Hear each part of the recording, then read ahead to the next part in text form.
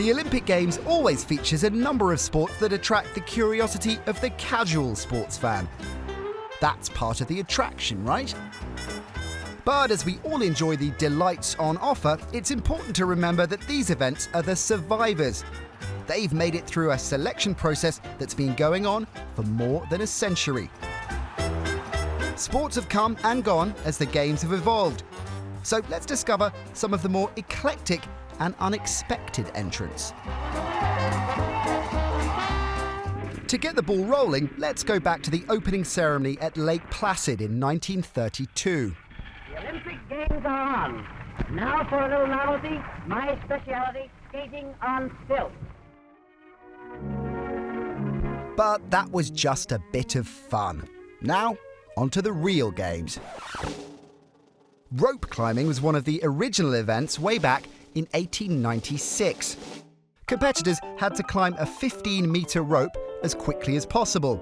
Only 2 of them managed it, so for future games it was reduced to a much more manageable 8 metres. It appeared intermittently until being permanently discontinued in 1932. But the Olympic Games haven't always been reserved solely for physical prowess.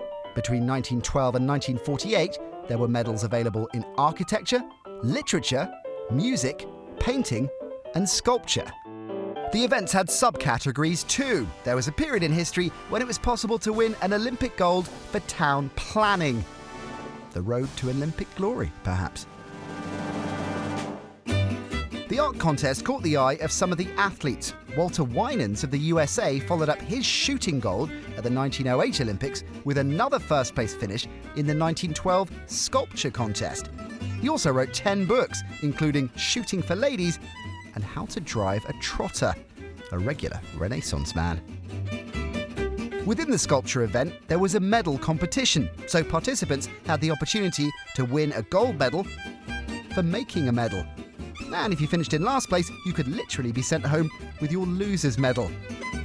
The art competition attracted all sorts of entrants. The founder of the Olympic Games, Pierre de Coubertin, won the literature gold in 1912 for his poem, Ode to Sport.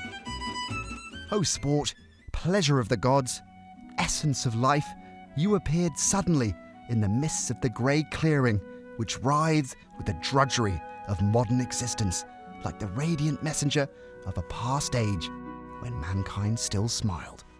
Well said, Pierre. Back to the more physical sports now.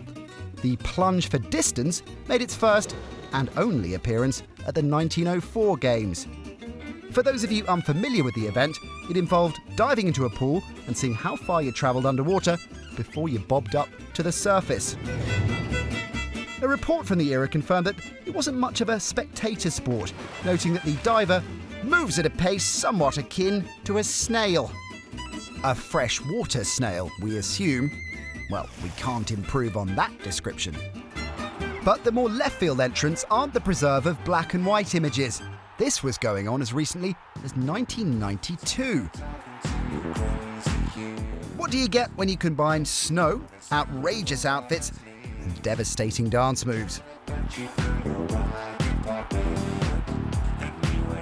The noble sport of ski ballet.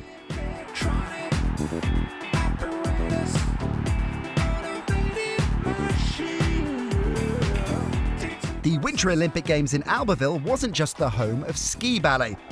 Speed skiing also made an appearance as a demonstration sport.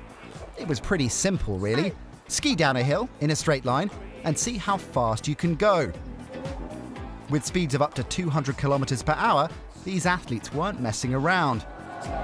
But it wasn't enough to save the sport from being relegated to the Olympic history books. The evolution of the Olympic Games is an ongoing process. New events arrive, others depart. Some even come back again. And the show goes on. It's a celebration of sport, and no matter what sport, there are people who have dedicated their lives to perfecting it. And that deserves a standing ovation.